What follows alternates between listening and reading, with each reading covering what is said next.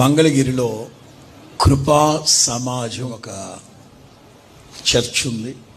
బేతు వివేక్ గారు వాళ్ళ అబ్బాయి ప్రశాంత్ కోట్ల రూపాయలు ఖర్చు పెట్టి పెద్ద మందిరాన్ని కట్టారు. ఏమైందో తెలియదు కానీ మొన్న రాత్రి ప్రచండమైన వర్షం, తుఫాను. నిన్న ఉదయం 8 మందిరం అంతా తగలబడిపోయిందా, తగలబెట్టారా తెలీదు.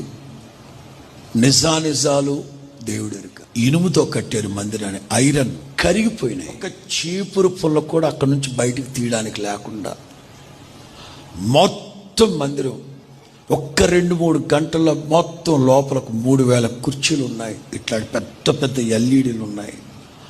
మొత్తం కాలిపోయి.